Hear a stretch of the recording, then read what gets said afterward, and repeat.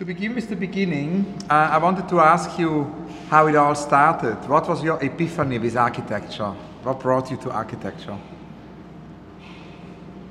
Well, I never wanted to be an architect actually. I wanted to kind of study something creative and maybe be a designer or an artist.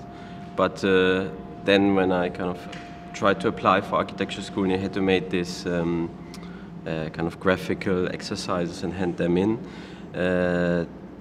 I kind of realized that I don't want to just do graphics that kind of go away and kind of like people don't look at them or can't experience anything.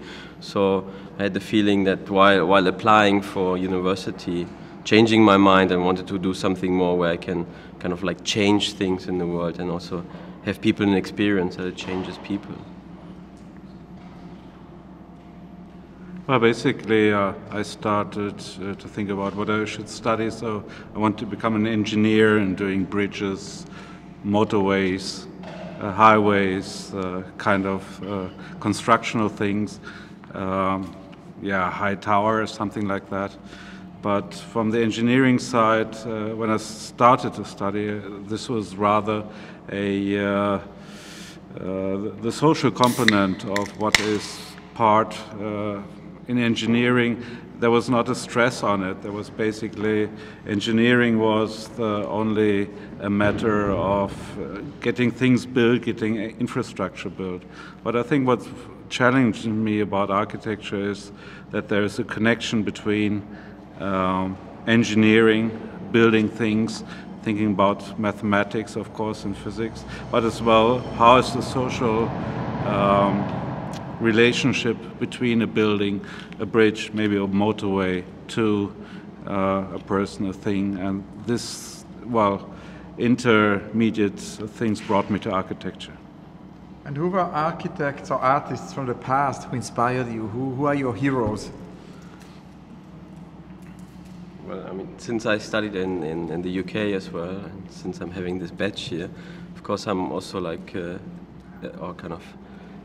inspired by Cedric Price with kind of with ideas which were more or less architectural, but many times were like kind of process based. So I think that is something that is at the moment also a very interesting field that I'm kind of like looking into, like architecture, which is not very physical, but rather is about processes, which is about looking into the future and how you can kind of bring content in, bring people in, bring also the unknown in that might happen in the future. So.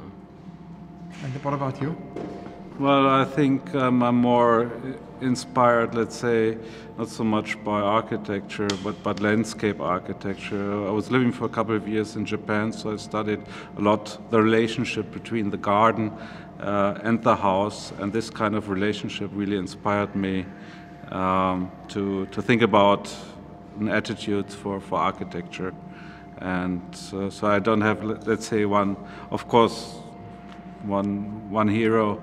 I wouldn't say. It's more like the way the garden at Katsura-Rikyu was done, because that's a building which has a big connection to nature, to the garden and the environment.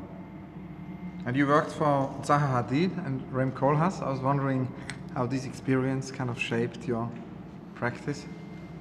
Well, maybe it made me a bit schizophrenic, because I mean there's kind of very different practices, and I mean even maybe their personality is similar, but the work is very, very different. And I think that at the first time was very difficult, because I'm also in between I also studied with Peter Cook, which was again kind of like a complete different exercise. So going through this kind of three different personalities and almost styles, ways of thinking, on one hand confuses you a bit, or confused me a bit, but I think at the end it kind of shaped me also in a way that I'm not kind of like following just one style, or sometimes I find myself in between, sometimes a bit more like, or catching myself like too much going in one direction maybe, because it's kind of quite easy if you're in a practice which has a very strong way of thinking or way of doing things. Then it's easy to just kind of like keep on this track. But I mean, being in this kind of in between, it always helps you to jump tracks, I think.